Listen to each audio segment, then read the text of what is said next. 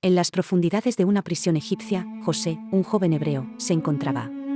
A pesar de la injusticia, la gracia de Dios lo acompañaba, ganándose el favor del jefe de la cárcel. Así, José fue puesto a cargo de todos los demás prisioneros, demostrando su integridad. Un día, dos oficiales del faraón, su copero y su panadero, fueron encarcelados junto a José. Ambos habían ofendido al rey y ahora compartían el mismo destino. Una noche, cada uno tuvo un sueño inquietante, lleno de símbolos y misterios. Sus rostros reflejaban la angustia al despertar, sin comprender el significado de sus visiones. José, al ver su aflicción, les preguntó la causa de su tristeza. Ellos le contaron sobre sus sueños, buscando alguna luz en la oscuridad. Con humildad y profunda fe, José les respondió que la interpretación de los sueños pertenece solo a Dios. Sin embargo, se ofreció a escuchar sus relatos, confiando en que el Señor le revelaría el mensaje oculto. Su disposición era un bálsamo en la desesperación. El copero fue el primero en relatar su sueño. Vio una vid con 3 ramas que brotaban, florecían y producían racimos de uvas maduras. Tomaba las uvas y las exprimía directamente en la copa del faraón, entregándosela en su mano. José, con la sabiduría divina, interpretó el sueño del copero. Las 3 ramas significaban 3 días. En ese corto tiempo, el faraón lo restauraría a su puesto, y él volvería a servir la copa en la mano del rey, como antes. Con un ruego sincero, José le pidió al copero que, una vez libre, se acordara de él. Le suplicó que mencionara su caso al faraón, para que pudiera ser liberado de aquella injusta prisión. Su esperanza se aferraba a esa promesa.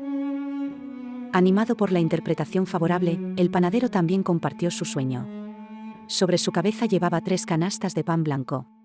En la canasta superior había toda clase de manjares para el faraón, pero las aves venían y se los comían.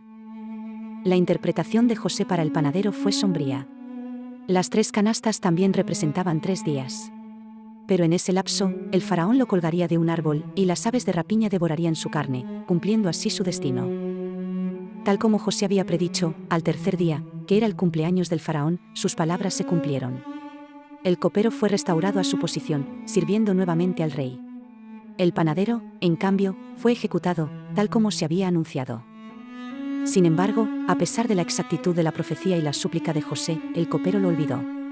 Pasaron 2 largos años, y José permaneció en la prisión, su esperanza puesta únicamente en la providencia divina, esperando el momento de Dios.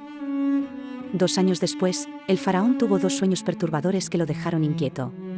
Primero, vio 7 vacas gordas y hermosas que salían del Nilo, pastando en el prado. Luego, 7 vacas flacas y feas salieron detrás de ellas y devoraron a las vacas gordas. En su segundo sueño, vio 7 espigas de grano llenas y hermosas que crecían en un solo tallo.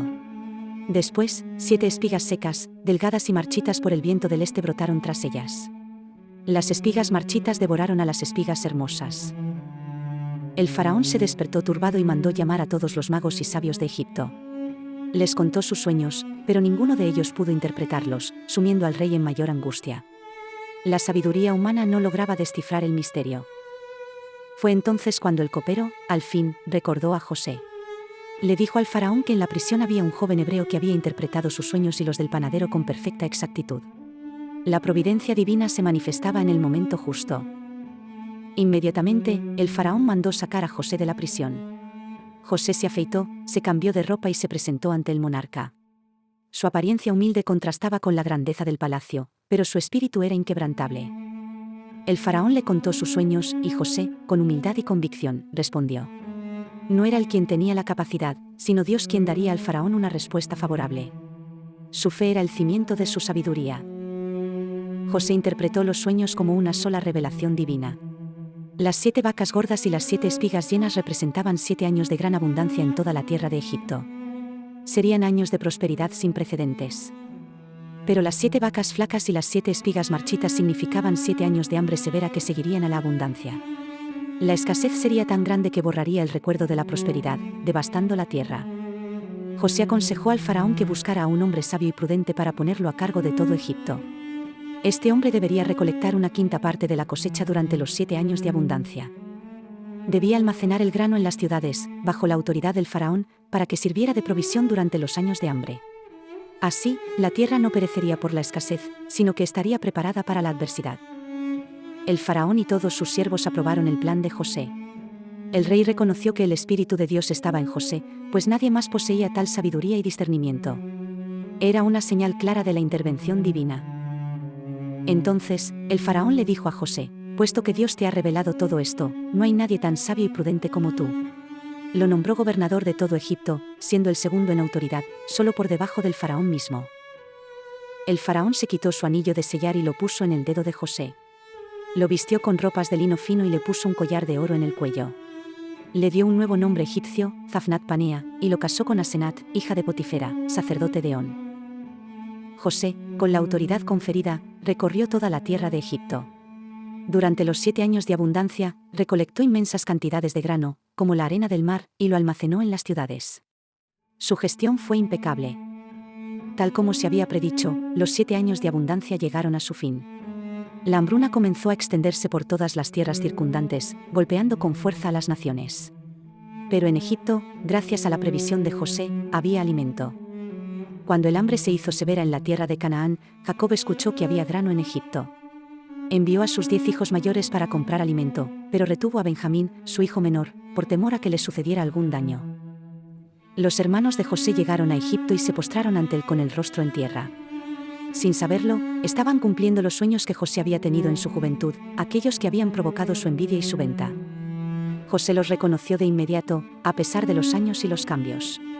Sin embargo, se hizo pasar por un extraño, endureciendo su voz y acusándolos de ser espías, de venir a ver los puntos débiles de la tierra. Para probar su honestidad, José les exigió que trajeran a su hermano menor, Benjamín. Los mantuvo encarcelados durante 3 días, aumentando su angustia y desesperación. Era una prueba de fuego para ellos. Al tercer día, José liberó a 9 de sus hermanos, reteniendo a Simeón como rehén. Les permitió regresar con grano para sus familias, pero secretamente, ordenó que el dinero que habían pagado fuera devuelto en sus sacos. Los hermanos regresaron a Canaán y contaron a su padre Jacob todo lo que les había sucedido en Egipto. La noticia de la demanda de Benjamín y el descubrimiento del dinero en sus sacos los dejó a todos consternados. Jacob, ya afligido por la pérdida de José, se sintió devastado ante la idea de enviar a Benjamín. Su corazón anciano no podía soportar otra posible tragedia. La hambruna, sin embargo, los empujaba a una decisión dolorosa. A medida que la hambruna persistía y se hacía más severa, la familia de Jacob se quedó sin alimento. La necesidad los obligó a considerar regresar a Egipto, a pesar del riesgo que implicaba llevar a Benjamín. Judá, con valentía y amor fraternal, se ofreció como fiador por la seguridad de Benjamín. Le prometió a su padre que si algo le sucedía al joven, él cargaría con la culpa para siempre. Su compromiso conmovió a Jacob.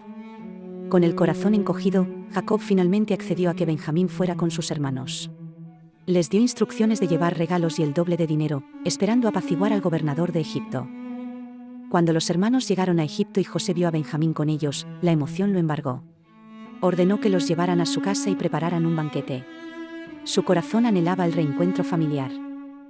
Durante la comida, José no pudo contener más sus sentimientos. Mandó salir a todos los egipcios de la sala, y entre sollozos, se reveló a sus hermanos. «Yo soy José, ¿vive aún mi padre?», les dijo. Sus hermanos quedaron atónitos, sin poder responder, abrumados por el asombro y el temor. José los tranquilizó, diciéndoles que no se afligieran ni se enojaran consigo mismos por haberlo vendido.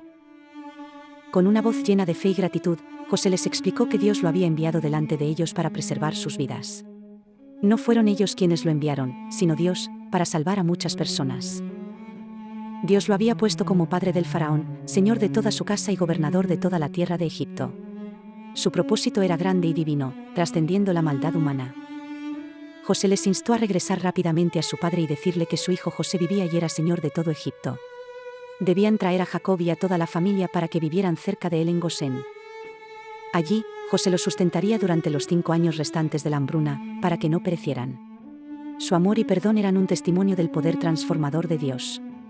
José abrazó a Benjamín, su hermano de la misma madre, y lloró sobre su cuello. Luego, besó a todos sus hermanos y lloró sobre ellos, sellando la reconciliación. Después de esto, sus hermanos pudieron hablar con él. La historia de José es un recordatorio poderoso de la soberanía de Dios.